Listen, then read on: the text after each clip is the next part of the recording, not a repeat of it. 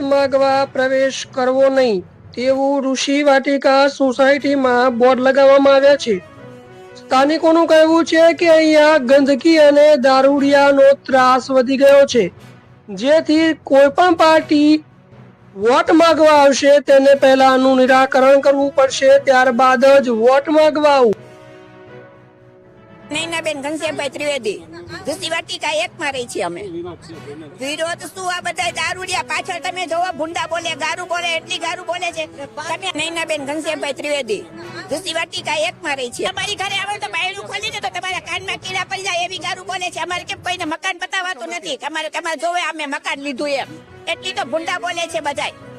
એ તમને ખબર છે ને, આ 10 વર્ષે ચૂંટણી આવે એટલે આમ કરતા બધા આવે। આમ જોવા તમે જોતા નથી, આ બધું જોતા નથી। અહીંયા દારૂ પીને આમ બધે ઉતાવળ ટપી ટપીને જવું પડે બહાર વસ્તુ લેવા। 8 વાગ્યા પછી મારા છોકરાઓને વહુને બહાર મોકલાતા નથી। એ તમને ખબર છે કેટલા 22 વર્ષથી આમ પીલાય છીએ અમે।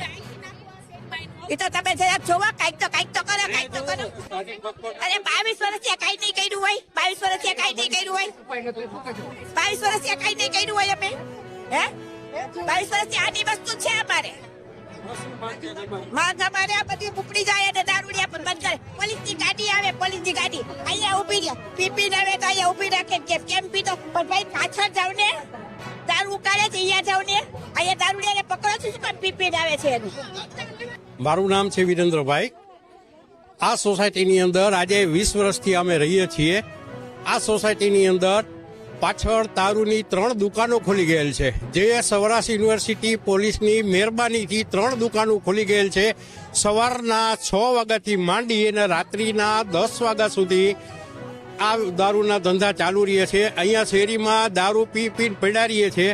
બેનું દીકરીઓને નીકળવું હોય તો પણ વિચાર કરવો પડે છે। રાતના 9 વાગ્યા પછી અહીંની દુકાને કોઈ પણ ગંદકી અને દારૂડિયાનો ત્રાસ વધી ગયો છે, જેથી કોઈ પણ પાર્ટી વોટ માંગવા આવશે તેને પહેલા આનું નિરાકરણ કરવું પડશે, ત્યારબાદ જ વોટ માંગવા આવવું।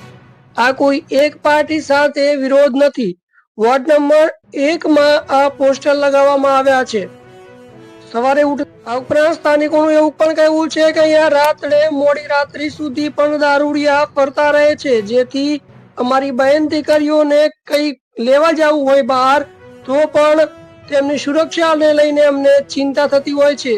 આ સમગ્ર ઘટના વિશે શું મંતવ્ય છે કમેન્ટ કરીને જરૂર જણાવજો। તમે જોઈ રહ્યા છો DM 90 ન્યૂઝ।